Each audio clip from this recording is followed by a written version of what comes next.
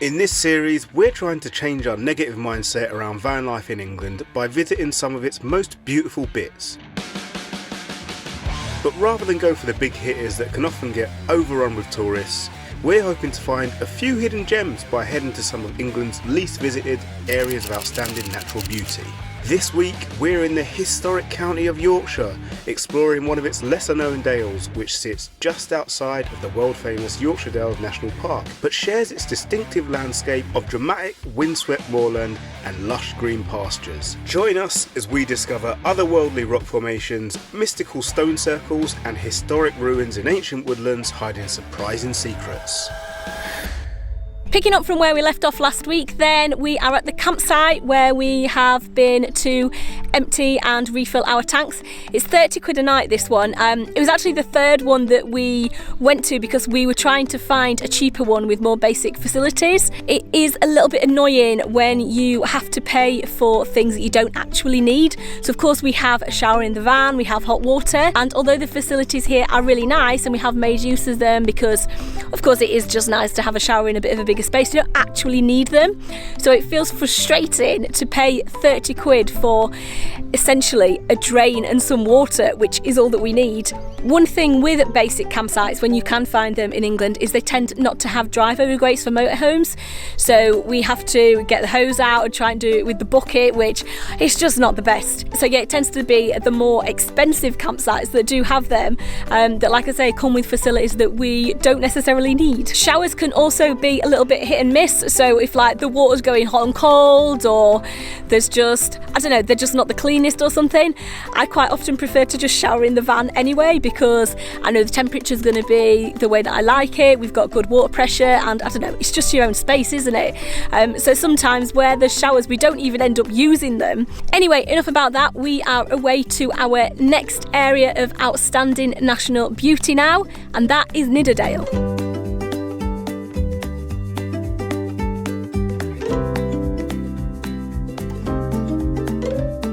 Our first stop in Nidderdale is this place, Brimham Rocks. It's another place of special scientific interest, and I think that's probably quite easy to see why, because it looks so unusual.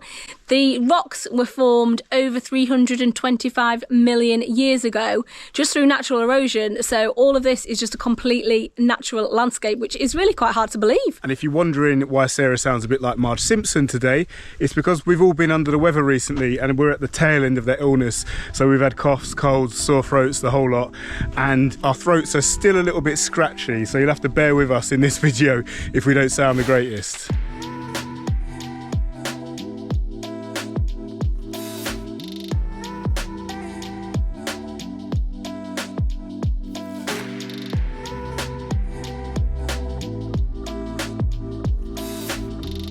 This landscape is just absolutely surreal. It feels like we are on the set of a movie, or perhaps in a theme park where each rock formation has been specially designed as a set.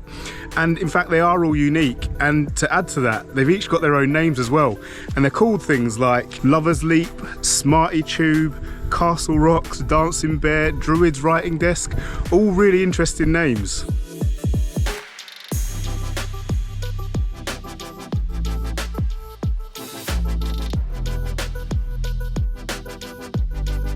Well, it's just another lay-by park up for tonight. Looks absolutely fine though. There's plenty of space. We're well off the road, and once the traffic dies down for the night, it should be pretty quiet, we think. There's some nice views. It's level, really level actually. But one problem is that it absolutely stinks of manure. We must be right in the middle of some farmland or something, because yeah, manure.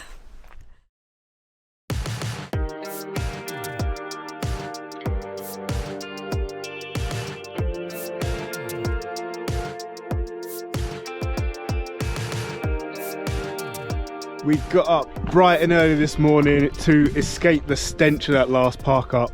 It was actually pretty peaceful overnight. It was quite a decent one and a lot of space there, so it was fine.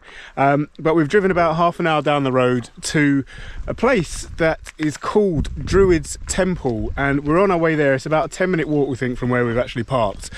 And I'm pretty excited about this. And I tell you what, the weather has changed. We've all got multiple layers on, and these guys have got their woolly hats on as well. But it's pretty bright still, so we don't mind this too much. It's only when it's raining that we get really fed up. And it's meant to brighten up a bit later on as well. So hopefully we'll see the sun today. The place that we are walking to at the minute is actually on private land. It's on the Swinton estate, and the family that owns this are one of the largest landowners in England. The biggest one, of course, being Prince Wales, which is now Prince William, of course. And yeah, I think it's 60% of land in England that is privately owned. The landowners will, of course, let you go on it, or portions of it, for a small fee. We paid £3 to park at this place, for example. Sometimes it's not so small, actually. But yeah, it's one of the things, or another of the things, that annoys us about being in England, because you can't just get out into nature for free wherever you want. Quite often you have to pay for it, and that's very different to other countries.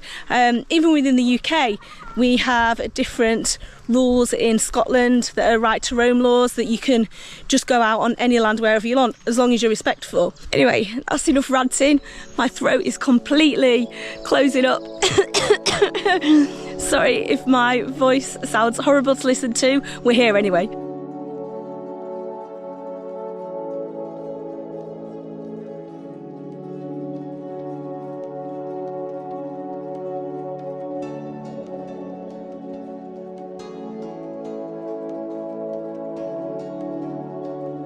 This place is really, really beautiful, and it's all like dry stone wall as well, so everything's just balanced on top of each other and fit together like a massive jigsaw puzzle.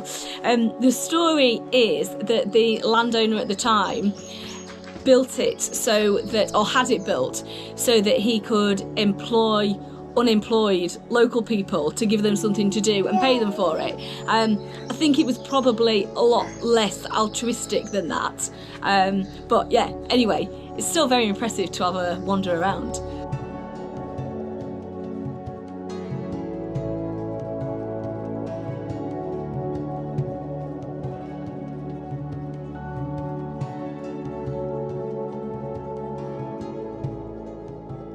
We are heading back to the van.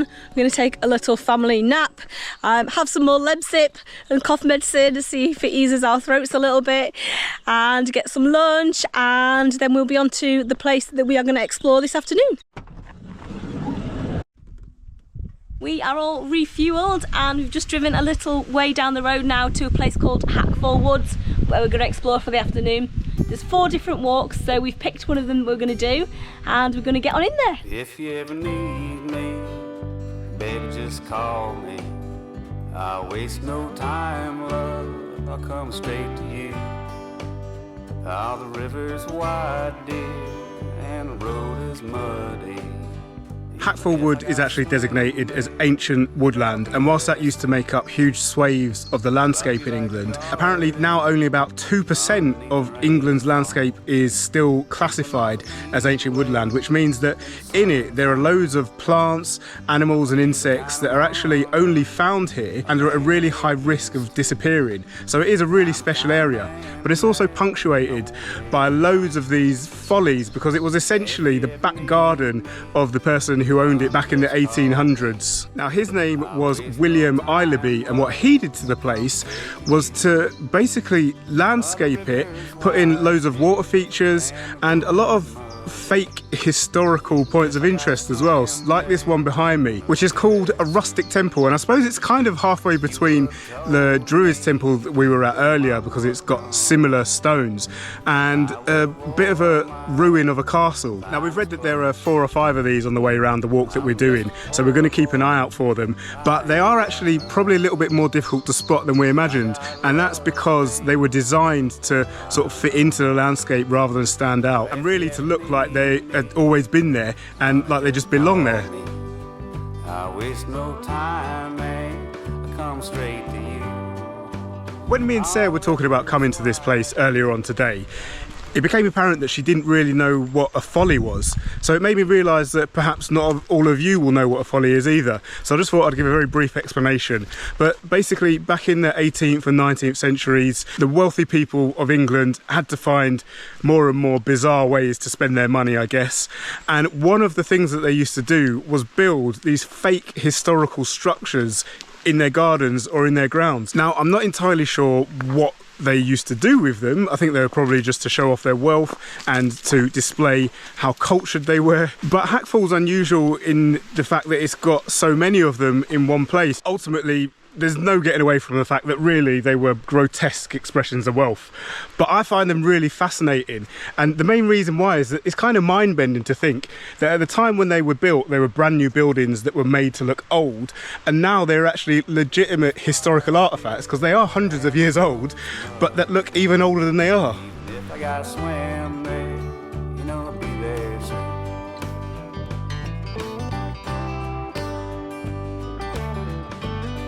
This is the biggest and probably the most impressive one so far, and it just looks like the ruins of a battle-scarred castle. And really, if you didn't know otherwise, that's exactly what you'd think it was. You'd have no clue whatsoever that it is completely a fake. I got your letter, dear, mail on Sunday.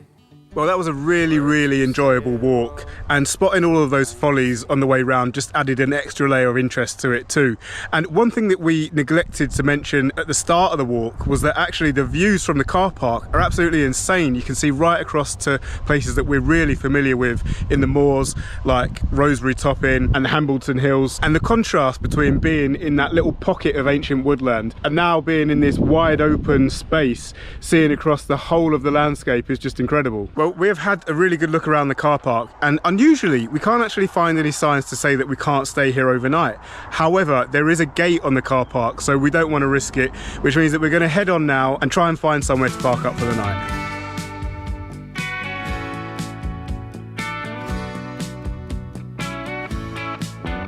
Well, we just got to the place where we thought we were going to stay tonight and pulled in, and we were like, oh my gosh, this is amazing, what incredible views, level, super quiet, really nice, just in the middle of some moorland.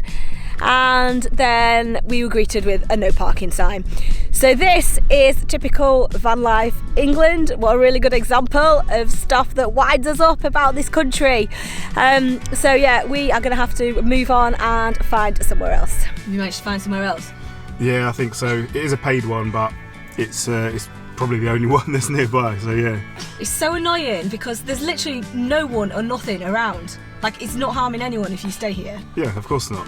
Well, this is back to the great English countryside that we love and know, eh?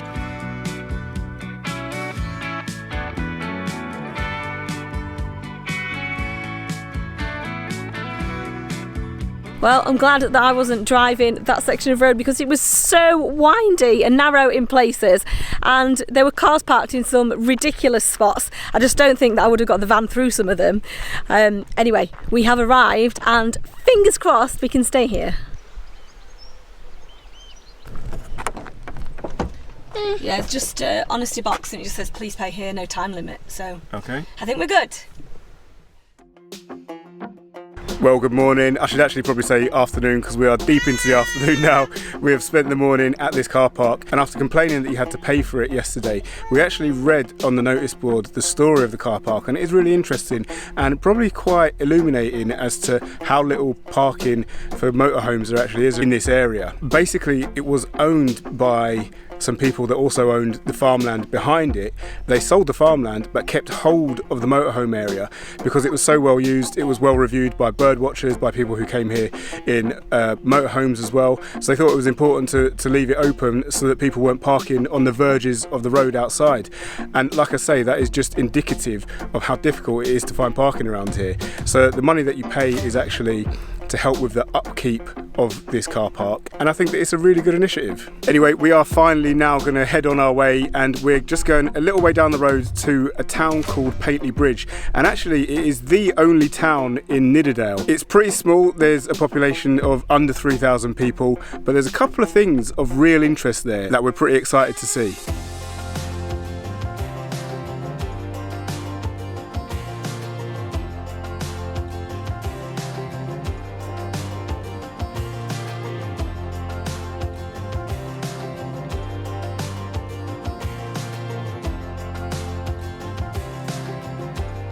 It's another absolute scorcher of a day, so of course the first stop had to be to get an ice cream.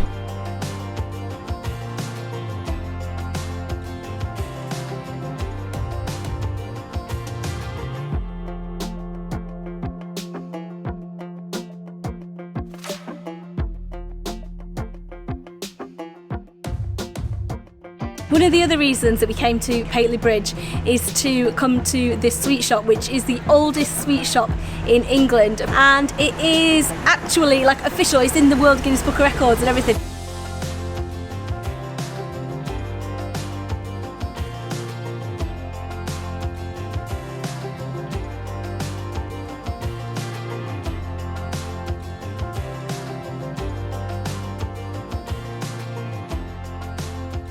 Our very final park up in the Nidderdale area of outstanding natural beauty is at a place called the Coldstone Cut, and already from the car park the views are absolutely sensational. But about a 5 or 6 minute walk away is a public art installation, and that's what we've come to see. We don't usually come out at this time because it's getting on for sunset. We've put Adi into her pyjamas already so that she's ready for bed as soon as we get back, and if she falls asleep whilst we're out, that's absolutely fine. And we're really excited about this.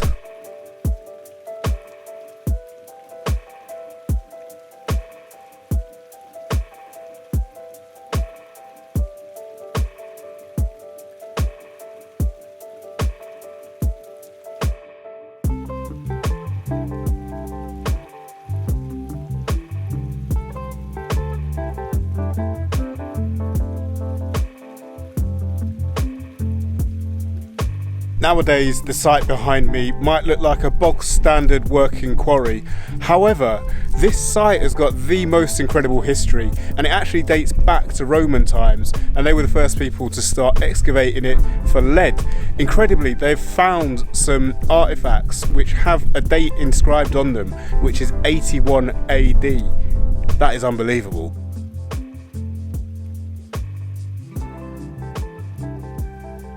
There used to be quarries all over the hills of Nidderdale, and apparently the air would just ring with the sounds of industry, which sounds quite poetic, but I'm sure it was not that great back in the day. Anyway, this is the last remaining quarry here now, and whilst it's been mined for various things over the years, now it is purely mined for limestone. This enormous sculpture is a relatively new addition to the Nidderdale landscape, and one that you'd have no clue is even there until you're virtually amongst it. Its various viewing platforms provide breathtaking views of not only the sunken quarry below, but also over the whole of Nidderdale.